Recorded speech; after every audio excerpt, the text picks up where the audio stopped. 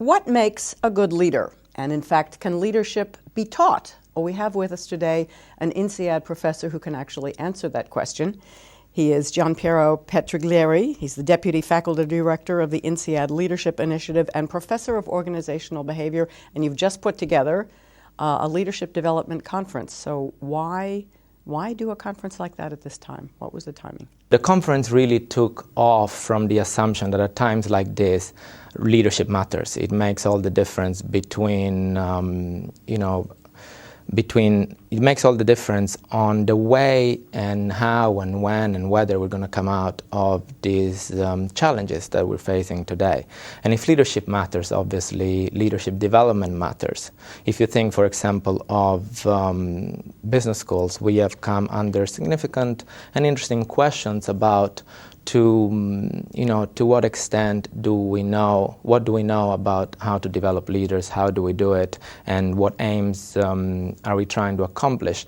And the conference was really set up to try to address these challenges and address these questions in a way that could lead to more meaningful research, but also more sound practice in this area. It's obvious that the challenges we face today, the interconnectedness of the world, the amount of information we have to deal, the emotional intensity, the complexity, just the sheer cognitive complexity of some of the challenges we face, do not lend themselves to any individuals, however smart or capable or morally grounded, to come forth with a solution and then just persuade others of its soundness. I think leadership development is at a crossroads, really, because at a times of crisis, the temptation is enormous to put all our hopes in the hands of a few charismatic individuals, and leadership development can be co-opted to reinforce this illusion that a handful of well-trained, great leaders is all we need.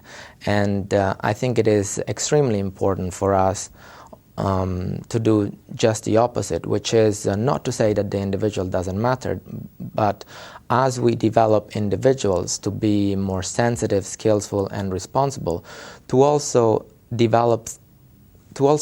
create forms of leadership development that empower communities that to take on the challenges that we face.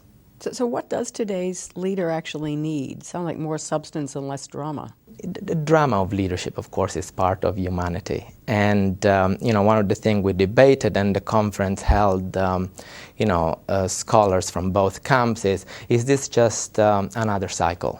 Is this one of those situations in which, we face enormous collective anxiety and therefore, more calls for better leadership or social reform? Or is this a fundamental change in the way the world works, which therefore calls for a different kind of leadership? Now, whichever side of that, of that debate you fall into, it's obvious that leaders today operate under increasing amounts of pressure, under, great visibility, and if you think about it, they're asked to provide greater predictability and at the same time to foster significant change, to act decisively but also inclusively, to take a stance but take into account the values and needs of a diverse set of constituencies, to be self-confident but also to be able to question themselves. So if you look at it that way, actually leaders today need to operate sensitively, effectively, and responsibly in a field of paradox. And as I was saying before, the sheer cognitive complexity and emotional intensity of the challenges that leaders face today mean that they need a different kind of leadership development. I mean, it's obvious that the model based just on the acquisition of theories and skills, which are obviously very important, has proven itself to be limited. So what we need is actually both deeper and broader forms of leadership development. Deeper in the sense, forms of leadership development that really help individuals better understand and manage their inner worlds, better understand how who they are influences what they do.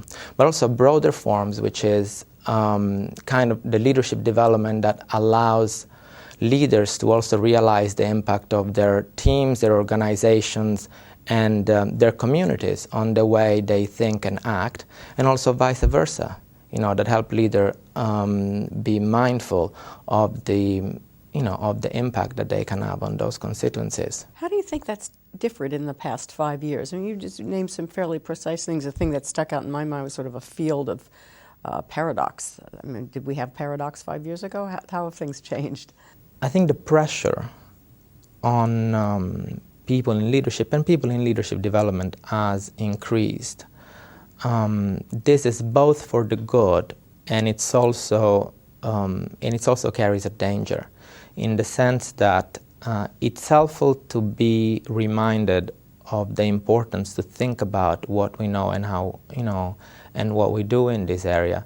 It's also important to realize that there can be a temptation to go further down the avenue of preparing great leaders for extraordinary time, which really reinforces the kind of culture of individualism that perhaps brought us to the world we live in today. So while paradox, I think, has been at the core of the exercise of leadership, perhaps since humanity has existed, there's also some aspects of our contemporary society. I mean, just the amount of information and the continuous exposure to, I'd say, a diverse set of constituencies that leaders face that perhaps they didn't have to face. I mean, I think not 5 years ago, but certainly 50 years ago. If you just think of the globalization of business practices, but also political practices, the awareness of, I think, interconnectedness to some degree has always been there, but the awareness of interconnectedness is just much more present today.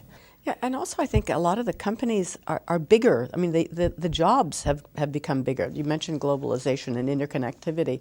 All of a sudden you're worried about people in your own country, somewhere across the globe as well. I mean, that has to be a big challenge, and using new technology. I guess if you think of it from a psychological perspective, what is the challenge? Is the challenge for a leader is the challenge of representing someone whom they might have not met, whom they might not share a culture with. In the days of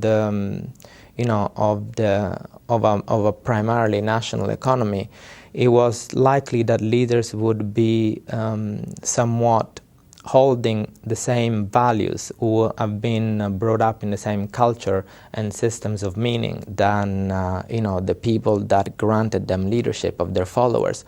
But today's leaders need to be mindful that they're not just representative of the constituencies where they're likely to have come from, but oftentimes they assume their role to represent a number of people, and especially in these large institutions, that they might not necessarily have much in common with, and this needs to be managed carefully, because of course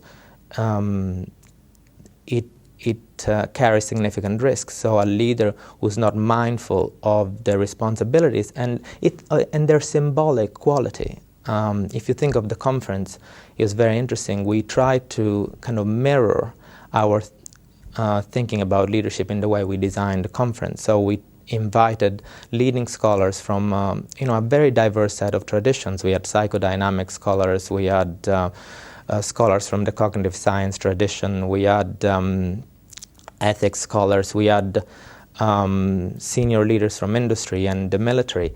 And the assumption here was that dialogue across these differences is possible, but it's not easy. And one of the things we saw when we offered this remarkable group of scholars the opportunity to participate in the design of the conference, is that what they gave us was actually a set of burning questions, both in the way we research leadership development, in the way we practice it, but also in the aims that we set ourselves to accomplish. Do you think you did accomplish those aims? I mean, what when you come away from the conference, what did you bring with you? I think the conference went a long way in